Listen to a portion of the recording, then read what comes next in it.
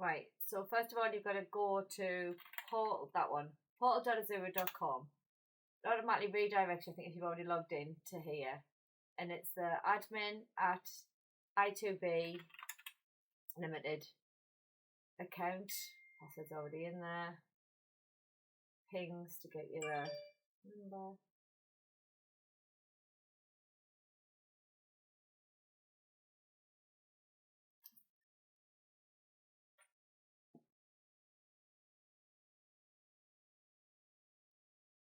Right, so once you're on here, the I2B dev is usually one of the recent ones. If not, you go to, I can't remember which one it is, maybe it's more services, but it's under here, the virtual machine, there should be an option for, but it's usually one of these because there's not many for us to choose from. So you click onto that I2B dev.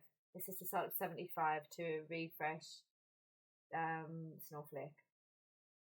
So click start. Sometimes you got to click start twice. When you click start, it gives you like, presses this like deallocate, press it there, press start again, and it actually says starting and then running, it should change to, and then 75 is up and running.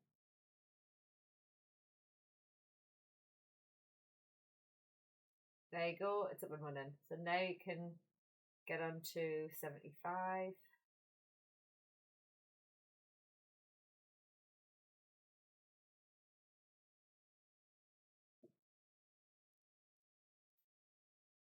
Sometimes that doesn't work first time when you go to 75, so you just got to connect again. You don't need to do anything else on the Azure website.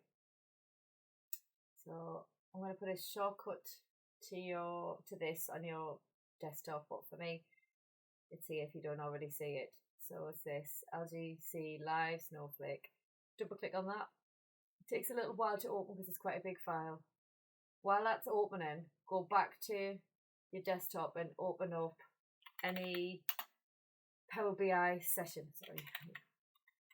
So I usually go into a Greco and just log in and then choose like any Power BI. You just need to do this to kind of kickstart it.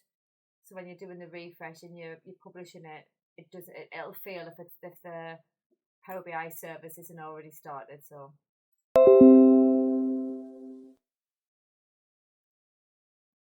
right, so down there, DataKITE. Just pick any one, doesn't really make any difference.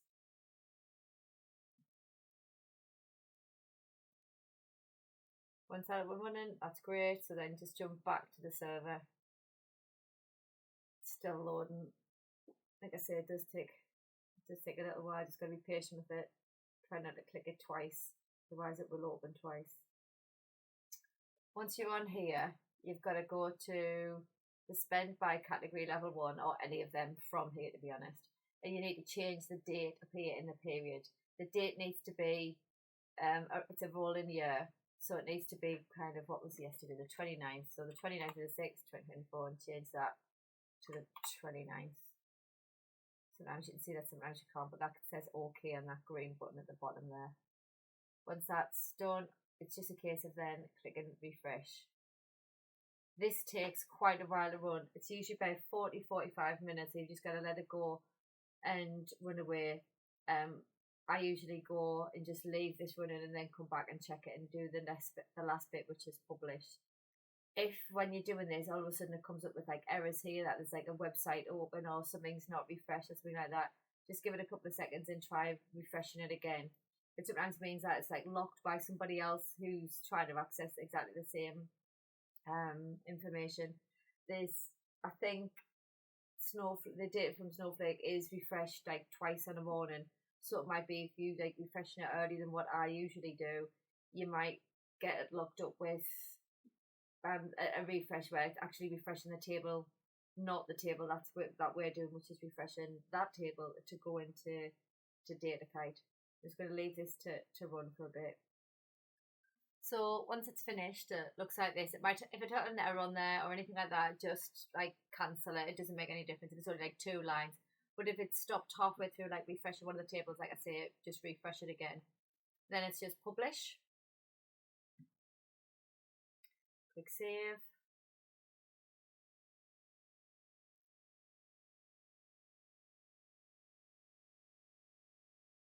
Click DataKITE when this puts up. Select. And then choose replace.